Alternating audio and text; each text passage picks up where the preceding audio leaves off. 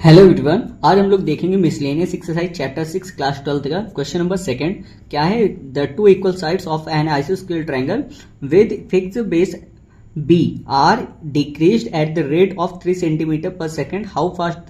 How fast is the area decreasing when the two equal sides are equal to the base. अच्छा, question समझते हैं। इसका मतलब क्या है कि अगर मान लीजिए आपको कोई एक आइसोसेलेस ट्रायंगल दिया गया, ठीक है। अगर हम लोग एक बनाए तो आपका ये हो जाएगा, ठीक है। ये हमने मान लिया हमारा क्या है, एक आइसोसेलेस ट्रायंगल है। अब इसकी फिक्स जो साइड है इसको हम लोग क्या मान लेते हैं, लेट सपोज कर लेते हैं ये हमारी क्या है, एक्स है, ठीक। और इसका जो बोला गया फिक्स बेस बी है, तो इसके बेस को हम लोग क्या मान रहे हैं, बी माने ले रहे हैं, ठीक। अब ये फिक्स बेस आपका बी हो गया। अब अगर इसमें बात करें तो आगे क्या बोला गया, कह रहा है कि अगर जो फिक्स बेस बी है तो ये साइड्स क्या है, डिक्रीज कर रही हैं, ठीक है। डिक्रीज किस रेट से कर रहे हैं, तो 3 सेंटीमीटर पर सेकेंड। तो अच्छा, एक चीज ध्यान दीजिए, अगर आपने ये चैप्टर पढ़ा था, इस चैप्टर में तो आपने क्या पढ़ा था, जब भी कोई चीज डिक्रीज होती है तो वो आपको कैसे लिखी जाती है, निगेटिव लिखी जाती है। तो अगर हम लोग यहाँ पे सॉल्यूशन पे बात करें, ठीक है, तो जो जो चीजें गिवन है हम उसको लिख लेते। आप देखो साइड यहाँ पे आइसोसेलेस ट्रायंगल की जो आपकी साइड्स हैं वो क्या डिक्रीज, और साइड हमारी क्या है, एक्स।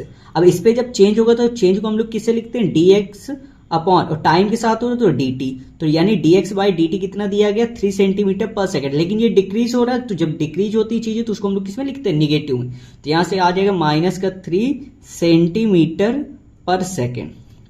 आई थिंक बात समझ में आ गई, ठीक है। अब इसके बाद आपको क्या बोला गया है, कह रहा है how fast the area is decreasing when the two equal sides are equal to the base.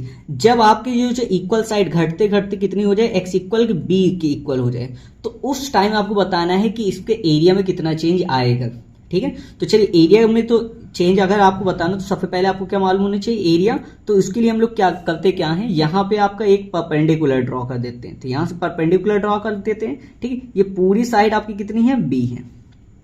तो अच्छा, इस पॉइंट को अगर इस ट्रायंगल का हम लोग नाम लिखे तो इसको ए बी सी, और इस वाले पॉइंट को हम लोग क्या लिख सकते हैं, एम लिख सकते हैं, ठीक। अगर ये पॉइंट एम है तो अगर हम लोग देखें तो ये वाला अगर देखें तो ये बीचों बीच में ही होगा। आइसोसेलेस ट्रायंगल जब परपेंडिकुलर ड्रॉ किया जाए तो उस साइड को क्या कहता है, आपको बाइसेक्ट कर देता है। तो ये अगर देखें तो ये कितना हो जाएगा, तो ये जो डिस्टेंस है ये हो जाएगी b/2, ठीक है। और इधर साइड भी कितना बचेगा आपका, b/2 ही बचेगा, ठीक। इस चीज को ध्यान रखिए, ये आपका b/2 है, ये भी आपका क्या है, b/2, चाहे ऊपर लिखिए चाहे नीचे। अब अगर हम लोग एरिया निकाले इसका, तो एरिया क्या आ जाएगा, तो एरिया ऑफ आइसोसेलेस ट्रायंगल आ जाएगा 1/2 बेस। तो बेस हमारा कितना है, mc, तो हम लोग mc ले रहे हैं, ठीक। इनटू हाइट, हाइट कितनी है, तो यहाँ पे am है तो am, ठीक। अब अगर इस पे हम लोग इसका फॉर्मूला के बाद अगर हम लोग इसको लिखें तो mc आपका कितना है, तो mc है आपका b/2, सॉरी। अब देखिए एक चीज ध्यान रखिए, थोड़ा सा गलती हो गई, यहाँ पे हमको 1/2 बेस लिखना है, तो बेस आपका पूरा BC होगा, तो इसको हम लोग क्या लिखेंगे, BC लिख देंगे, ठीक। तो BC की जो है वो कितना है, B है, तो इसको हम लोग B लिख देते हैं। उसके बाद क्या है, हाइट, तो हाइट क्या है आपका AM को जो है, अगर इसको हम लोग निकाले पाइथागोरस थ्योरम से तो वहां से क्या हो जाएगा, अगर ध्यान दें तो यहाँ से क्या हो जाएगा, AC² इक्वल क्या होता है, AB, सॉरी यहाँ M है तो इसको हम लोग क्या लिखेंगे, AM² प्लस MC²। अब यहां से हम लोग AC की वैल्यू देखें तो AC की वैल्यू कितनी है, x, तो ये x का स्क्वायर हो जाएगा। AM की वैल्यू कितनी है, तो AM आपको नहीं मालूम, तो ये आपको निकालना है, तो ये AM² हो जाएगा, प्लस MC की वैल्यू कितनी है, b/2, और पूरे का स्क्वायर है तो स्क्वायर कर। तो अगर हम लोग AM² निकाले तो वो कितना आ जाएगा, x² माइनस का b²/4, ये आ जाएगा। तो वही चीज हम लोग यहाँ पे अप्लाई किए, तो AM की वैल्यू यहाँ से, अच्छा देखिए स्क्वायर हटे तो क्या लग जाएगा, अंडर रूट लग जाएगा। तो AM इक्वल कितना आ जाएगा, अंडर रूट x² माइनस का b²/4। इस वैल्यू को हम लोग यहाँ पुट कर देते हैं, तो यहाँ से कितना आ जाएगा, under root x² minus b²/4। अब हमें क्या करना, अब हमसे कह रहा है एरिया में चेंज बताइए, तो एरिया में चेंज क्या हो जाएगा, तो हो जाएगा dA/dt, ठीक है। तो डिफरेंशिएशन आपको करना है, तो डिफरेंशिएशन करने तो देखिए 1/2 और b, ये आपका क्या है, कांस्टेंट, तो b/1 करेंगे तो b/2 ये हो जाएगा। अब अगर हम लोग रूट का डिफरेंशिएशन करते हैं, ध्यान रखिएगा डिफरेंशिएशन हम लोग किसका कर रहे हैं, टाइम के रेस्पेक्ट में, वो हम लोग करेंगे under root x² minus b²/4, इसका करेंगे, ठीक। तो अगर हम लोग करते हैं तो यहां से क्या आ जाएगा, dA/dt इक्वल यहां से आ जाएगा b/2 आपको कांस्टेंट, तो ये इसी तरह रहेगा, ठीक। अब यहां से अगर अंडर रूट का करते हैं तो क्या होता है 1/2 √x होता है, तो यहां से 2√√x² माइनस b²/4 ये आ जाएगा। अब उसके बाद x का करेंगे तो x का क्या आ जाएगा 2x आ जाएगा, ठीक है, x² कितना हो जाएगा 2x, और फिर x का करेंगे तो कितना आ जाएगा dx/dt। x का भी आपको करना पड़ेगा क्योंकि हम लोग टाइम के रेस्पेक्ट कर रहे हैं ना कि x के रेस्पेक्ट में, ठीक है। अब अगर इसको हम लोग पूरा ओवरऑल सॉल्व करते हैं तो यहाँ से क्या आ जाता है dA/dt इक्वल, यहां से मल्टीप्लाई करेंगे तो आपका b ही रहेगा, ठीक है। यहां से 2 जा कितना हो जाएगा 4।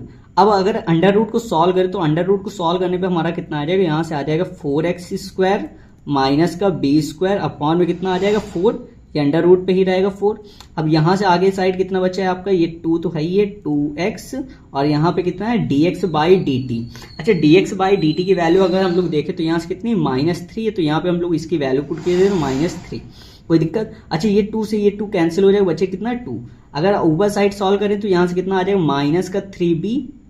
-3b और ये x है तो ये आ जाएगा अपॉन में, यहाँ से 2 आपको मल्टीप्लाई में ही रहेगा। अगर देखिए ऊपर साइड में अगर हम लोग अंडर रूट ऊपर नीचे अलग अलग करें तो यहाँ से कितना आ जाएगा √4x² माइनस का b² अपॉन में √4 की वैल्यू कितनी होती है 2, इस 2 से ये 2 भी कैंसिल हो जाएगा तो बचा कितना आपका -3bx अपॉन में, यहां से आ जाएगा √4x² माइनस b²। ये किसकी वैल्यू है, ये है आपके dA/dt की वैल्यू, ठीक है। अच्छा हमसे बोला क्या गया x इक्वल t पे, ठीक, सॉरी x इक्वल b पे आपको क्या बतानी थी, इसकी वैल्यू बतानी थी। तो एट x इक्वल b आपका dA/dt कितना आ जाएगा, तो dA/dt, तो उसके लिए हम लोग करते क्या है x की जगह पे क्या पुट कर देंगे b, तो यहां से पुट करिए तो यहां से आ जाएगा -3b इंटू एक्स की जगह b आ जाएगा अपॉन में, यहां से आ जाएगा √4x की जगह में क्या पुट करना b, तो यहां से हो जाएगा 4b² माइनस का b²। अब अगर इसको हम लोग सॉल्व करें, ठीक है, तो अगर सॉल्व करते तो अगर यहाँ ध्यान से देखें तो यहाँ से b इंटू बी कितना हो जाएगा b², तो यहाँ से आ जाएगा dA/dt इक्वल आ जाएगा -3b² अपॉन में, यहाँ से कितना आ जाएगा √4b² है माइनस का b² करेंगे तो कितना बचेगा 3b², तो यहाँ से आ जाएगा √3b², ठीक। अब अगर ध्यान दे तो यहाँ से माइनस का 3b² है, √3 की वैल्यू तो यही रहेगी, ठीक, और यहाँ से √b² कितना बचेगा b बच जाएगा। अब b से ये पावर कैंसिल हो जाएगा बचेगा, और √3 से इसको कैंसिल करेंगे तो कितना हो जाएगा 3 बचेगा। आपको ये मालूम है 3 को हम लोग √3 इंटू √3 लिख ही सकते हैं, ठीक है, तो इसी एक √3 बच जाए, तो आया कितना -√3b। अब ये है क्या चीज, ये है dA/dt।